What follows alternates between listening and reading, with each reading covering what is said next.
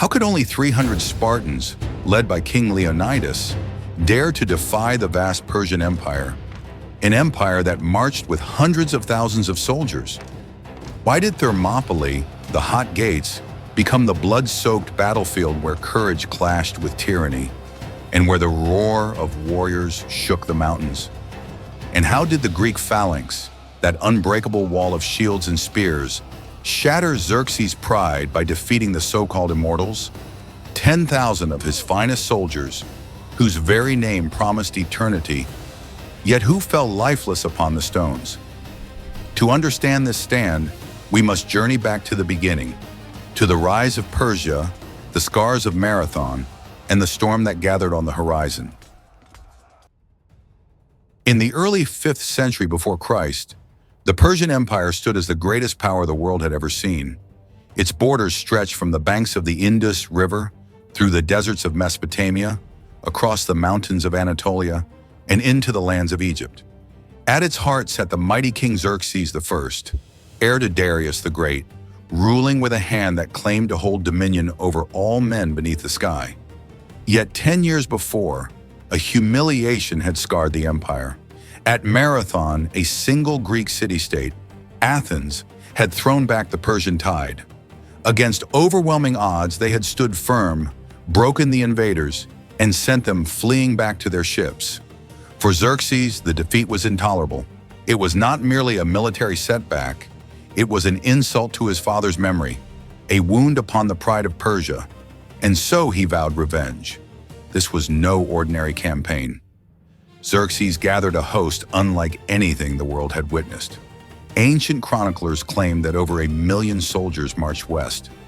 Modern historians believe the number was closer to 200,000, but still it was a force of near unimaginable size. His army boasted cavalry that could ride down any foe, archers whose arrows could darken the sun, and vast infantry drawn from every corner of the empire: Persians, Medes, Egyptians, Babylonians, and more. With them came engineers who could bridge rivers and fleets of warships that turned the Aegean into a Persian lake. It was not just an army, it was a moving nation, marching west to crush a small, divided land. And that land was Greece. But Greece was no empire. It was a patchwork of proud, quarrelsome city-states, each jealous of its independence, each suspicious of its neighbor. Athens possessed a navy, swift and deadly, but her hoplites were few compared to Persia's endless ranks. Sparta commanded the finest infantry in the known world. Warriors bred from birth to fight, endure, and die without fear. Yet Sparta distrusted Athenian ambition, and Athens despised Spartan arrogance. To stand against Persia, they would need unity. But unity came only in the face of annihilation. And annihilation was exactly what Xerxes promised. He demanded submission, earth and water as tokens of surrender. Some cities bowed, others hesitated, but Sparta and Athens refused. To them, better to die free than to live as slaves. Still, the question remained, how could a handful of Greek states stand against such overwhelming might? On open plains, Persian cavalry would tear them apart. Under open skies, the rain of arrows would blot out the sun. The Greeks needed a place where numbers no longer mattered, a place where a few could stand against many. That place was Thermopylae, the hot gates, a narrow pass between mountain and sea, so constricted that only a handful of men could fight side by side. Here the Persians' vast numbers would count for nothing. Here courage and discipline might hold back the flood. And so it was decided. King Leonidas of Sparta, bound by duty to his laws and to his people, marched north with 300 chosen warriors, his royal guard. They were not simply soldiers. They were the embodiment of Sparta's way of life. Men hardened since childhood in the agoge, trained to fight as one unbreakable wall of bronze and iron. With them came allies from other Greek states, Thespians, Thebans, and more, swelling their ranks to roughly 7,000. Against them, hundreds of thousands. Against their bronze shields and long spears, waves of archers, cavalry, infantry armed with wicker shields and short spears. Against their discipline, sheer numbers. Yet while the Persians marched for conquest, the Greeks stood for survival. And survival, when cornered, can be more powerful than any empire. Xerxes was not a man who traveled lightly. When he marched, the world shook. His army was not merely soldiers, it was the sum of an empire. Persians, Medes, Egyptians, Babylonians, Phoenicians, and countless others, all pressed into service under the banner of the great king. Some wore scale armor and carried spears. Others bore wicker shields, short bows, or curved swords. Together they formed a tapestry of nations, unified not by loyalty, but by fear. At their heart were the Immortals, 10,000 elite Persian warriors, the king's own guard. Clad in fine armor, disciplined and deadly, they were a symbol of Persia's might. To the Greeks, they seemed unstoppable, an endless wave that would drown all resistance. And with the army came the fleet. Over 1,000 warships, triremes, and great transports escorted the march along the coast. They carried supplies, cavalry, engineers, siege weapons, an arsenal vast enough to break any city that dared to resist. Xerxes did not come to negotiate, he came to conquer. Yet beneath the grandeur lay weaknesses. Persia's strength was in numbers, but its army was a mosaic, stitched together from conquered peoples. Many fought because they must, not because they wished. Their weapons varied, some crude, some fine, and their loyalty was fragile. Against a disciplined enemy, those seams might split apart. The Greeks, by contrast, were few, but every man in their ranks had chosen to stand. The Spartan hoplite carried a bronze shield nearly 3 feet wide, a long spear of ash wood tipped with iron, and a short sword for close quarters. They fought in the phalanx, shoulder to shoulder, shield to shield, a wall of bronze that moved as one. It was not numbers that made them strong. It was unity, discipline, and the knowledge that retreat was not an option. As Xerxes' host crossed the Hellespont on pontoon bridges of ships bound with rope and timber, the scale of his ambition became clear. Rivers were drained to water his men. Fields were stripped bare to feed them. Wherever he marched, the land groaned under the weight of empire. To the Greeks, this was no longer a campaign. It was a storm rolling westward, one that threatened to wipe their very culture from the earth.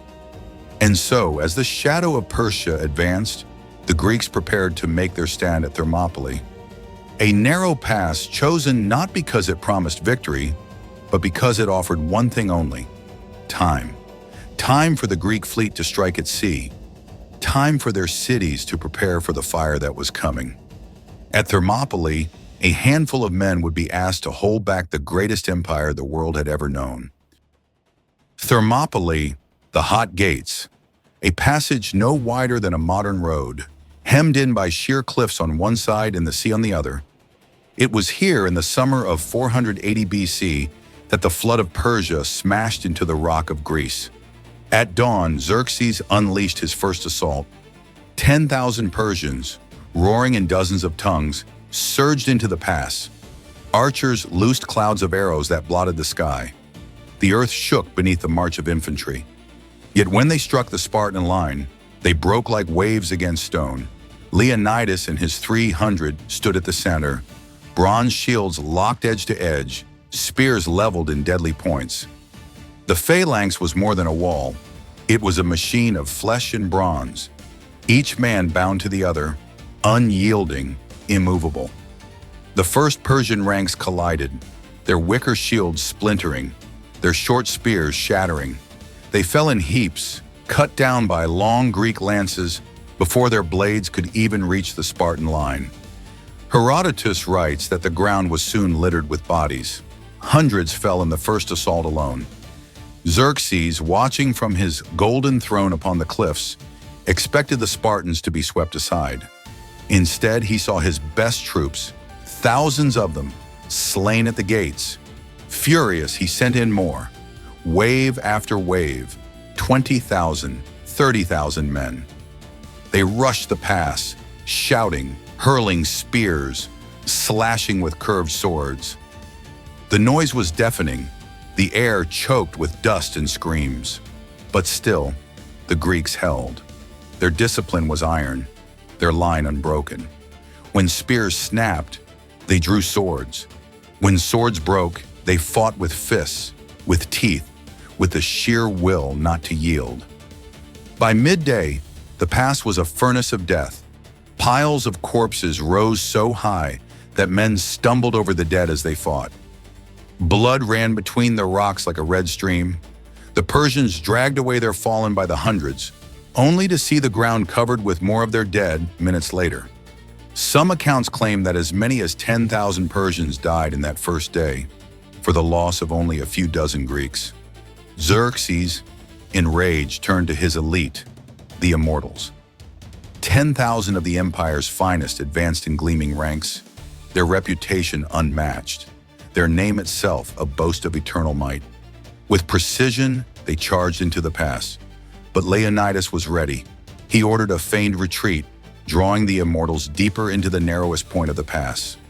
There, where their numbers counted for nothing, the Spartans wheeled and struck.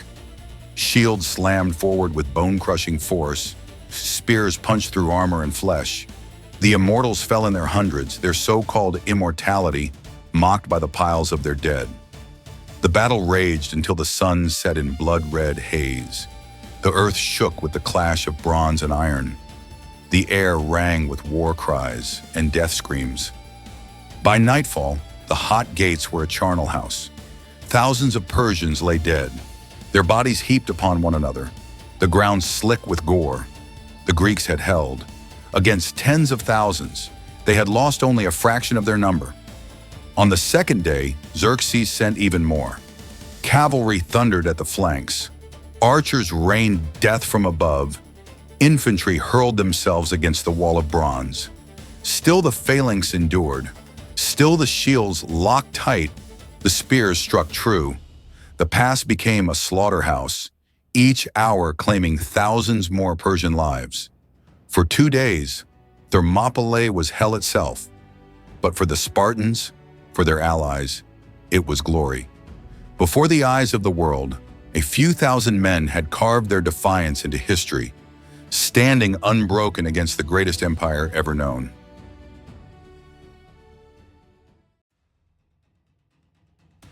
For 2 days, the Spartans and their allies had done the impossible. Tens of thousands of Persians lay dead before the hot gates. The pass was clogged with corpses, the sea stained with blood. Xerxes' pride had been shattered, yet the Greeks still held, unbroken, unyielding. But then came betrayal. A man named Ephialtes, a Greek from Malis, sought reward from the Persians. He revealed to Xerxes a hidden path, a goat trail winding through the mountains, a way to outflank the defenders. Guided by Ephialtes, Persian troops marched under cover of night. By dawn, they stood above the pass, ready to descend on the Greeks from behind. When word reached Leonidas, he knew the end had come. The hot gates would be lost. Retreat was possible for some, but not for all. And so he made a choice that would echo through history. He dismissed most of the allies, sending them home to fight another day. With him remained his 300 Spartans, 700 Thespians who refused to leave, and a small band of Thebans. Barely 1,000 men standing against an empire. The morning of the third day dawned blood red. Xerxes unleashed his full might. Tens of thousands surged into the pass from the front, while others swept down from the rear. The Greeks were surrounded. The sky blackened with arrows. The ground thundered with cavalry. The clash of bronze and iron shook the mountains. Leonidas fought at the front, his spear thrusting, his sword slashing, his shield battering men aside. Around him, Spartans fell one by one, each taking dozens of Persians with them. The Thespians, unflinching, fought to the death beside their allies. The air was a storm of dust, blood, and screams. The Persian dead rose in mounds, their bodies piled so high that soldiers climbed over their fallen comrades just to reach the Spartan line. But the Greeks were dying too. Their spears shattered, their swords dulled. They fought with daggers, with broken blades, with bare hands. Still they fought. Herodotus tells us that Leonidas himself fell in the thick of battle, struck down by Persian spears. The Spartans fought desperately to recover his body, 3 times driving back the enemy before they too were cut down. Around his corpse, the last Spartans formed a circle, fighting to the end, refusing to yield even as death closed in. By the time the final Spartan fell, the pass was choked with the dead. Some say 20,000 Persians perished at Thermopylae, their blood soaking the stones. The Greeks, all but a handful, lay slain. Yet in their death they had bought what they sought: time. The stand of Leonidas and his 300 became immortal. Not because they won, for they did not, but because they chose to die, willingly in defiance of impossible odds. Their sacrifice gave Greece the chance to fight on, to rally, to strike at Salamis and Plataea. And in doing so, they carved into history a truth no empire could erase: that freedom, defended with courage, can outlive even death. When the dust settled at Thermopylae, the air was thick with smoke and the stench of death. The narrow pass, once just a strip of land between mountain and sea, had become a graveyard. The bodies of 20,000 Persians lay heaped upon one another, rotting under the sun. Among them, nearly every Greek defender had fallen: Spartans, Thespians, Thebans, all dead but unbroken. Xerxes had won the field, but not the victory he desired. He had expected Thermopylae to fall in a single day. Instead, 3 days of relentless battle had cost him tens of thousands of lives, including his most elite troops. He had seen his immortals cut down. He had watched wave after wave of his soldiers die before the spears of a few thousand Greeks. The hot gates had become a furnace that consumed men like fire consumes dry wood. For Greece, the loss was bitter. Leonidas was dead. His 300 were gone. Yet the story of their stand spread like wildfire. Messengers carried the tale to every city, to every farm, to every heart in Greece. The people heard how 1,000 men had held back an empire, how free men had chosen death over slavery. In Sparta, grief mixed with pride. Mothers who had lost sons stood tall, knowing their children had died as true Spartans. In Athens, citizens swore that the sacrifice would not be in vain. Across Greece, the tale of Thermopylae became a rallying cry. No longer was Persia an unstoppable giant. It could be resisted. It could be bled. And for Xerxes, the road to Greece was now open, but it was stained with the blood of his own men. He marched south, his army vast but weary, his pride shaken. He would burn Athens, yes. He would take cities. But the shadow of Thermopylae marched with him. The memory of 1,000 men who had stood against an empire haunted every step. At the hot gates, a stone was raised.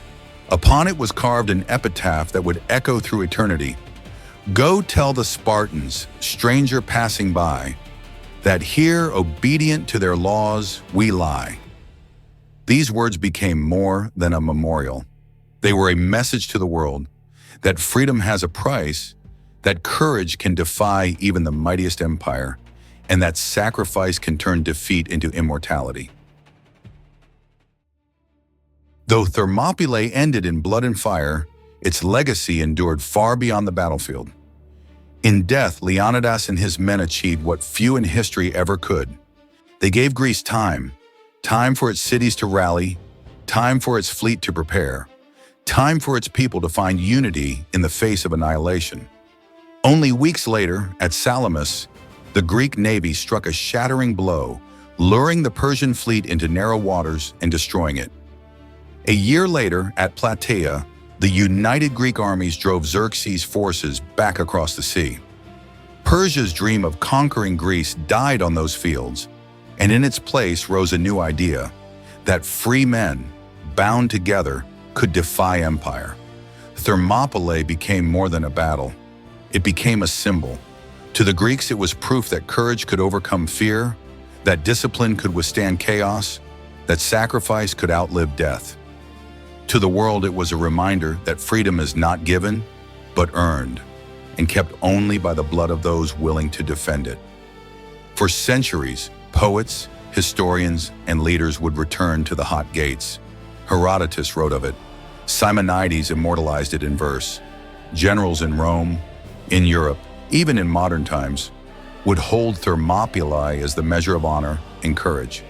When facing overwhelming odds, when confronted with despair, men would remember the 300. Today, Thermopylae still speaks to us. It speaks of sacrifice without hope of survival. It speaks of men who chose death not for themselves, but for generations unborn. It speaks of the eternal truth that freedom, once kindled, cannot be extinguished, not by numbers, not by empire, not even by death itself. And so, as long as stories are told, the hot gates will remain open in memory, a place where courage stood against fear, where 1,000 men defied an empire, and where 300 Spartans led by their king marched into legend.